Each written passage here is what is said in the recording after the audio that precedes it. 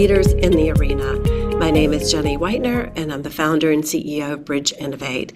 And we're thrilled to have you with us today. Bridge Innovate is focused on empowering teams to lead, think, and problem solve differently.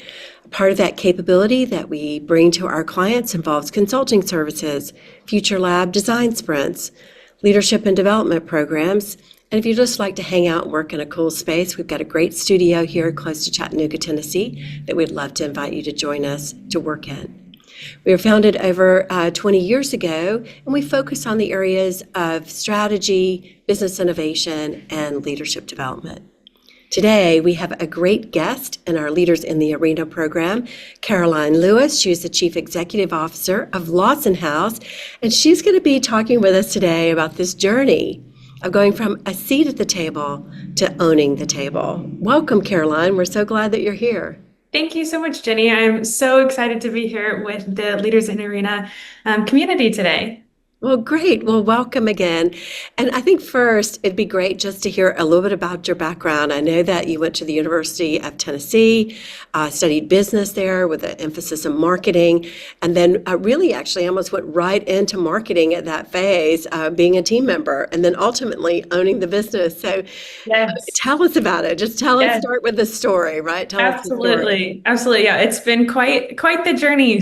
So I started at UTC, got my degree in marketing, as you mentioned, and loved the program there and just fell in love with Chattanooga and decided to stay. And as I was getting ready to graduate, I started searching for jobs and came across through mutual friends this opportunity at Lawson House as they were the founder had just established and was starting to expand her team. She was looking to take on an operations assistant and that was up my alley. I really am a process person, a task-oriented person. You'll hear more about that soon.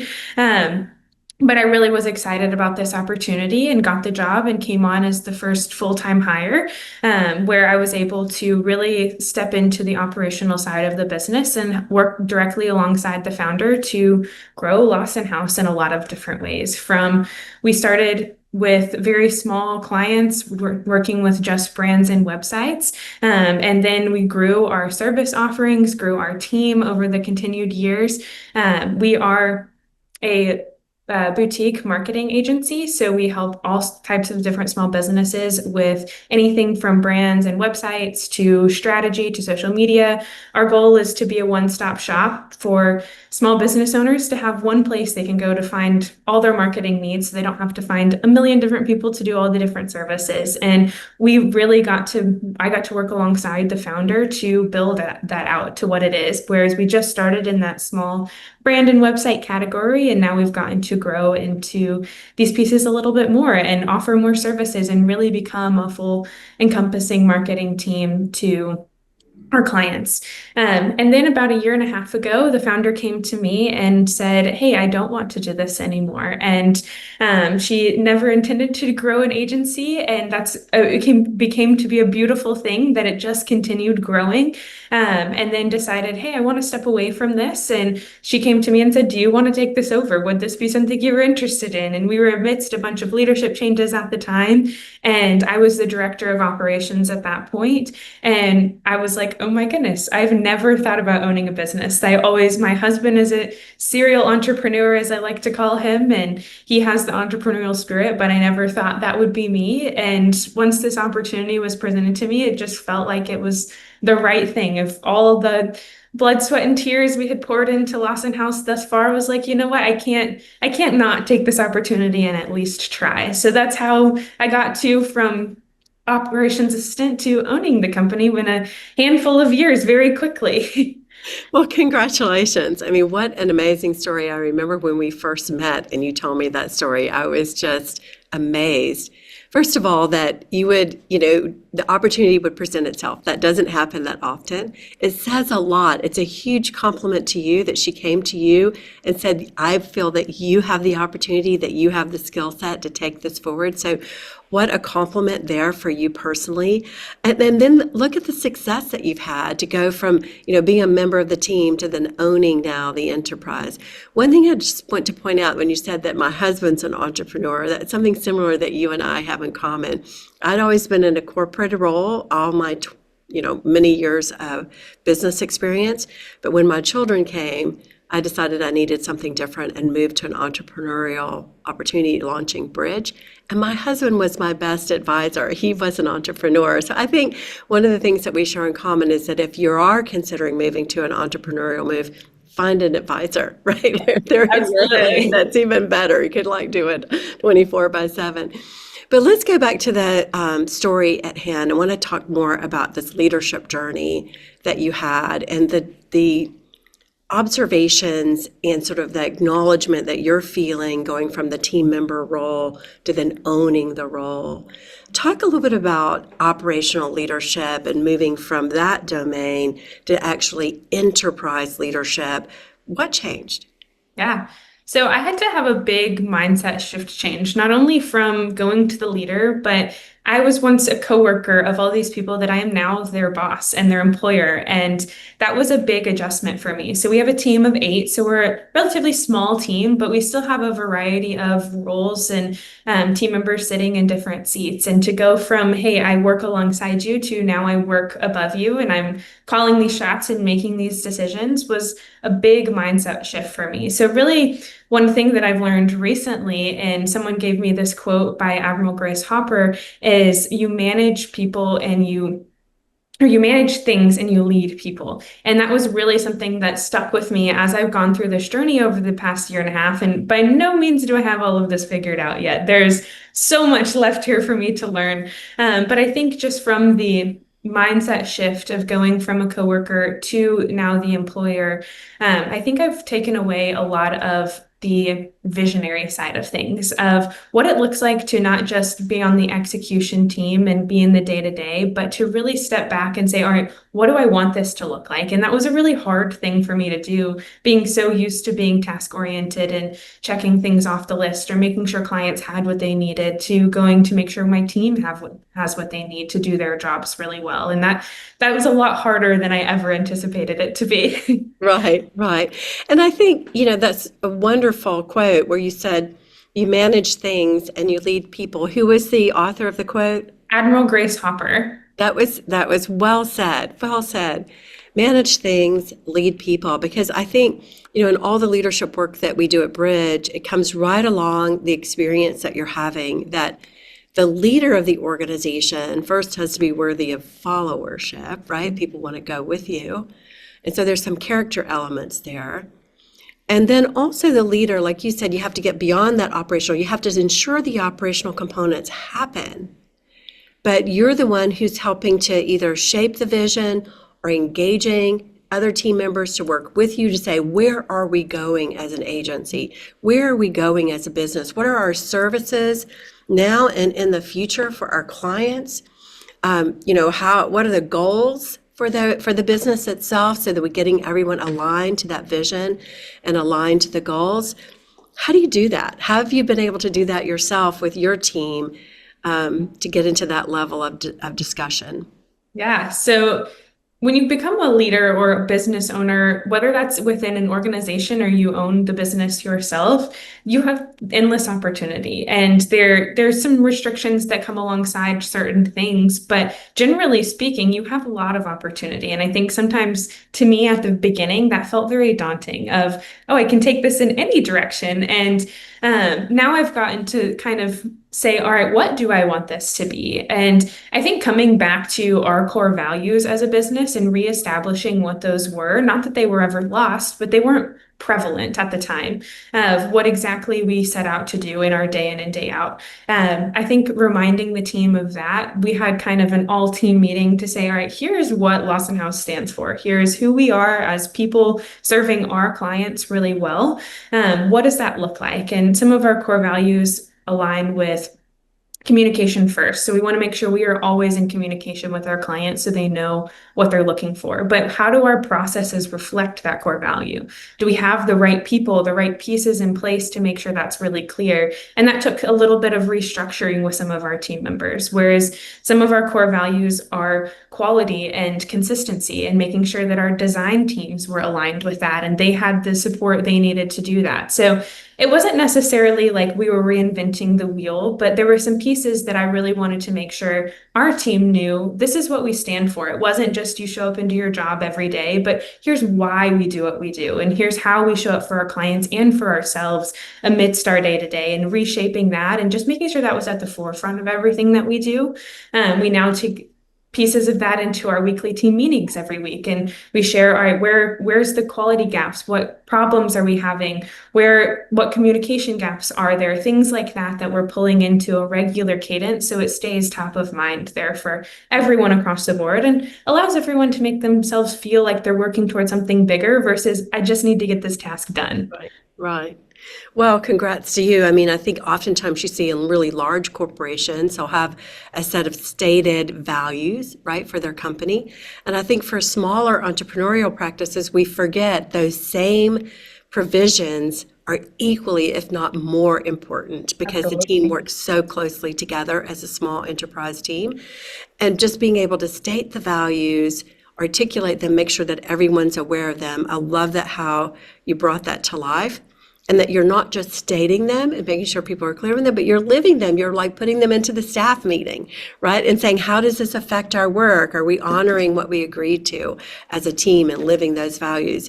Can you share a little bit more about what some of those values are? I know you gave a couple examples, but maybe share with us and our audience today a little bit more about the values that you have at Lawson. Yeah, absolutely. So communication is the first one, and what that looks like. I know that kind of comes across as a broad term, but with our clients, we have a couple different ways that we carry that out and with our team. So like I said, we're all remote team. So internally, we have different Slack channels we utilize for daily communication, things like that. But we also have top of meeting week. So every Monday morning, we have our all team meeting, and then we have our department meetings where we'll talk about all the high level things going on, whether that's events or things like this that we're going to be a part of. We want to make sure everyone's aware of it. Most of our team is based here in Chattanooga, but we do work remotely. So we want to make sure that we've still got that level of connection, as well as that we see each other on a semi-regular basis. But that level of connection means a lot for not only the way that our clients perceive our team and our collaboration, but the way that we work together and cultivate a culture together too. So that communication piece plays out in a multitude of ways. The others that kind of we have founded on, and these are kind of also ever evolving, is that they're not necessarily have to be 100% set in stone. But communication being the first, the second being the quality piece, is that we want to make sure that we work with a variety of businesses, some super small, some a little bit larger, but all are very owner operated. We get to work directly with the founders or owners of these companies, and they're very passionate about what they do. So no matter how much money or time a client spending with us, we want to make sure that they are getting the same level of experience. As we've often heard a lot of agencies or things like that clients will come to us and say, hey, I wasn't spending enough, so I wasn't getting a certain level of care. And that is a huge gap and a huge problem that we see. And we want to make sure that whatever we're delivering our clients, the quality is there no matter how much they're paying, and that we are matching exactly what they've paid for, the expectations set. So again, that plays out in a lot of ways, but that's often the most common. And then the last one is just respect, is mutual respect from our team members, from whether that's personal things, whether that's professional things, making sure that we have a really clear respect for each other and each other's roles. That also looks like leaning into each of our teams being experts in their roles, of respecting their skill set, of saying, hey, you're really good at this piece and you're really good at this piece. How can we collaborate together to bring these skill sets to life? The third being respect, also that looks like a mutual respect from our clients, is that we're going to bring a level of professionalism to the table, and we expect our clients to do the same. So there's a lot of pieces there that they kind of almost have spiderweb style. There's a bunch of pieces that break out underneath each one of those, but the communication, the quality, and the respect are the three things that really tie us together as an organization and say, hey, here's what we stand for. Right. And I really like how you're talking about communication, quality, and respect, not only internally, but then how that shapes our relationships with our clients as well. So it's the same consistency across the board internally and externally. And it helps you, I'm sure, talk to your clients about setting expectations there. It's the same for setting expectations with your team. And I like the fact that it's not 25. Yes. It's 3, right? I Yeah. think sometimes in our spirit of trying to be all things to all people, we can get a little complex. But these 3 are very, clear. They're very relatable to your business. They do great things of empowering your team to work together, do great work. And they also do great things in terms of creating great relationships with your clients. So, and then the other thing that you mentioned is that we're open to constant evolution, right? So these are our core values for right now. These are the things we focus on. But as we grow and expand, or as market changes, or we may find other values that we need to bring in. And I think being open as a leader to be adaptive, to hear what's happening in your team, to hear what's happening in the marketplace, and say, hey, is there something else that's calling to us that we need a standard of practice or a value around so that we are consistent in what we're doing and we provide great quality work? Anything else on that building a team that you would want to talk about and how values fit in and build trust before we go on to our next point? I think one thing that came to mind as you were speaking with that is the kind of evolution side of it is I think that oftentimes, and this is something I'm learning as becoming a newer leader in this role, is that it's okay to change these things as long as you have a plan for why and help communicate that to your team. And you don't want to be changing that constantly because that leads to misalignment or confusion. It doesn't allow your team have time to execute on that. But I think that's been one thing for me is that as I've gotten my feet underneath myself in this role and learned what this looks like, there's some shifts that I have made alongside things like core values or the way that we operate or things like that. And at first I was very hesitant to make those changes because I was like, oh, this is going to rock the boat or things like that. But ultimately, as I've made those changes, I've been able to learn that that's been a really beautiful thing, and that sometimes that's allowed opportunities for different team members to lean into that even more or speak up or share different things too. So I think as we're talking about this evolution of core values and changes, I think that's something that I've taken away recently to say these changes are actually really good things. Right. And I think your advisory is spot on. You don't want it to be like a piece of popcorn, today it's this value, tomorrow it's that value. But being realistic that as things change and mature, are there other values that we need to consider? The one thing that I know that in preparing for today's program, we talked about how important values are at establishing a baseline for trust. And, when we do a lot of our work with teams and with leaders, this concept of trust seems like something that's easy to talk about, but really difficult to mobilize in an organization. And we know from the research, we know from empirical research that when there's trust on a team, there's speed on a team. When there's trust on a team, there's typically better output. There's more innovation, there's greater quality. People bring forward their ideas more openly to challenge historic assumptions and to really move the organization to new levels of service. So I know that was something close to your thoughts when we were getting ready for this, and I just wanted to amplify and just compliment you guys on having those core values. Sometimes we don't think about core values, and being consistent in living them can create a foundation for trust, but it certainly can. So doing what you say you're going to do, right? So I'm following through on commitments. We know in advance what we're going to honor. All those things are baselines for building great trust. And great trust is a great attribute for a high-performing team. All right, so let's keep going. One of the things that I wanted to make sure that we had time to talk about is when you go from a seat at the table to owning the table, what does that mean in terms of just your personal leadership practices, the things that tap you every day, the work that you're doing? What does that mean in terms of your leadership? Yeah. So I think it's been a really hard mindset shift to go from I need to show up every day and do the client work and do all of these things. And I think that's a beautiful part about the type of leader that I am is I'm always willing to jump in and get my hands dirty alongside my team because I have been there and I know what that's like. And I have done a lot of this work myself. But I think what I'm starting to learn more is my team is a lot more successful when I am leading them and I'm not working alongside them. And that doesn't mean I'm not working, but it's in a different capacity. And so I think I've gone from this mindset shift of efficiency to effectiveness. And that really has looked like from being in the day to day, and there will always be days that I'm still jumping in on client work or helping with things that because we are a small business and we all wear many hats.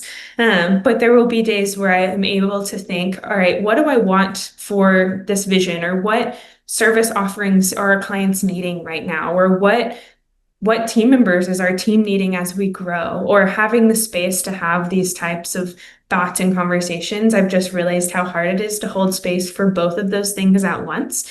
And as a leader, we have to allow ourselves the space to map these things out and brainstorm on this and take time to get outside advice and guidance on these types of decisions. Whereas when we're in the day to day, and focusing on our task list and things like that, we often don't have the brain space to make the right decisions, and to really lead the team in the next direction that you want them to go.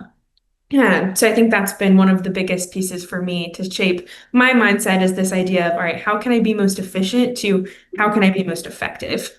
Right, right. And I think just the fact that you're acknowledging that where you need to provide space and time for leading is important. I think oftentimes people get pulled into a leadership role and they don't take a moment for reflection. Like, okay, I was in this role, now I'm in this role. What does that mean? What does that mean for me, right? What do I need to be providing for the team? What are their expectations of me? What do I need to deliver to ensure that the business is successful and our clients are successful? I think one is you acknowledge that, right? And you begin to like really reflect on what it means.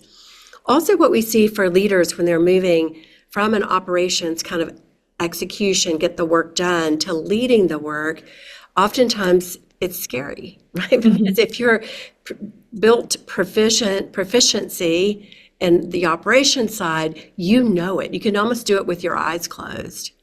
And so, but once you move into a new role and you're now leading the business, like you said, I have to go from efficiency into effectiveness. I'm looking more broadly across our systems. I'm looking more broadly about, are we effectively meeting our clients' needs, not just in these task-orientedness of effectiveness. I think you're really helping to shape where you need to go. And we find that leaders who take the time to set those goals for themselves, clearly articulate what it is that they need to be doing, their behaviors, their actions, that sets the goal for them. And it's easier to let go of that area that you've mastered. And I think it's important that you could go back there as a coach. But if you try to jump in and do the work for them, how deflating that is for your team, right? It's okay to say, hey, when I've had that experience before, here's the kind of things that seem to work in other situations. Would anything like that help? Or what other things have you tried? What ideas do you want to explore? I'd be happy to be a sounding board. Like, how can you come alongside them as that coach, bringing that operational effectiveness back to them? So really great things to acknowledge that you have a new role, get clear with yourself about that new role, and then kind of move into that space. What else? What else would be important to share around your personal leadership practices?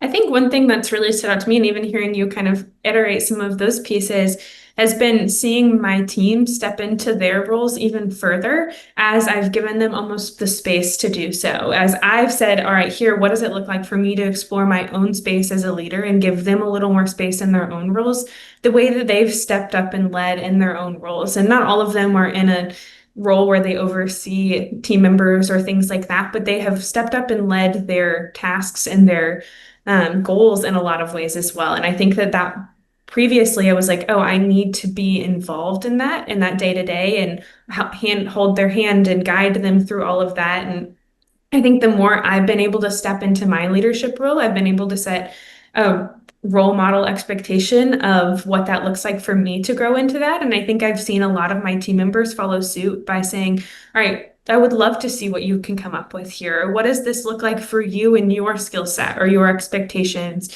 And I think just taking away, because I was in that day to day, taking away my hold of what it used to be and letting them say, all right, here's what it could be for them in these roles, and holding on to the core principles of what works and going back to our core values and those things. But what can they flourish this into? And knowing that by me giving them the space to lead themselves allows me to be a really great leader and allows us to all grow as leaders versus just myself in this space. Right, absolutely. I can see Chris that. wants to say is that Oops. exemplary leaders. Sorry. I can see that really taking shape for you as you do that. The one thing I wanted to bring up there was looking at the leadership challenge. We do a program here called the Exemplary Practices of Leadership, where it's built off of Kouzes and Posner's research with the leadership challenge. And many of the things that you're talking about fit within that exemplary leader model. The first is around model the way, where you have a set of core values, right? And you articulate them as a group, and then you model the way by saying, you can count on me. If we set these values, I'm going to live them and model them. That builds the trust. You're going there. The next thing, we were talking about moving out of the operations and to where you're going. They would talk about inspiring a shared vision, right? And so that's where I see that you're telling them this is what's ahead, right? These are the goals for the organization, giving them the space, just as you were saying, to shine, to grow, to master their own domains that you're giving them responsibility for. So through that, you're not only setting the vision for where they're headed, which is the second practice, but then the third one is enabling others to act. Mm-hmm. And that's what you're doing there, right? So you're enabling them to really grow and flourish, build their own skills at the same time meeting those expectations. So a lot of things that you're talking about, according to the research of the Leadership Challenge, is included in those exemplary practices. So hats off to you. Amazing. I love to hear that. A lot of this, I'm like, it's all new to me. So it's kind of throwing darts at a wall and see what sticks. So that's very reassuring to hear. Yeah, it's great. One of the other things that they'll talk about in that the Leadership Challenge exemplary practices is what they call encouraging the heart. And I think many leaders that we work with today, they intellectually get that. Meaning, if I am leading the team or going through a really tough period, or maybe we have a really tough assignment, everybody's been working hard hours or whatever, how do I encourage them? And in the pace that's focused on most of us today, where there's every way possible to get in touch with you, text and social media and emails and interruptions or whatever, I think oftentimes that extra moment to go back and say thank you, or to acknowledge great work, or to give reinforcing, kudos to someone. It's so important, but it's sometimes things that slip that we don't get to because of the next pressure. And I think I love the fact, again, that you're thinking about what does it mean to go from being at the table to now leading the organization. And that encouragement, that reinforcement, that encouragement of the heart, I think is so important for those who are doing really great work. Is that something that you found as well? Absolutely. We have a Slack channel called Happy Feedback, where anyone across the team gets some sort of win, whether that's within another team member, with a client, things like that. We drop it in there and celebrate as a team. And I think that has just changed the way that it brings our team together, especially being remote too, is that we don't get to pat each other on the back in person or high five or anything like that. But we do get to say, all right, look at the great work that we are doing together. And here's how these pieces come together to serve our clients really well, and what that looks like. So it's just a really great way to create the encouragement of doing great work and what that positive feedback and that impact can have on the organization too. Great. Well, thank you so much for joining us today. I love the fact that you have acknowledged that you're in a new role. You've challenged yourself to go from being in operations to actually being the leader, owning the table, and giving your team time and space to grow as well and to do great work together. Congratulations to you, Caroline. Thank you. Thank you so much for sharing your story today. I think many of us, in our journeys, hit that move, right? They go from being an operations person to then really being in a more leadership role.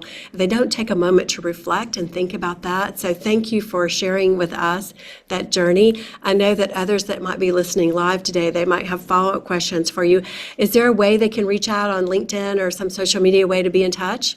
Absolutely. Yeah. Check me out on LinkedIn, shoot me a message, connect there, or my email is caroline@lawson-house.com. Please reach out to me personally. I would love to connect there too, or grab a coffee. We're here in Chattanooga, so would love to just chat more about your experience. And maybe I'm positive there's plenty of things I can learn from you too. Right. All right. So Miss Caroline Lawson, you're going to go down in history, citing that famous quote from the Admiral, manage things and lead people. Thanks for sharing today.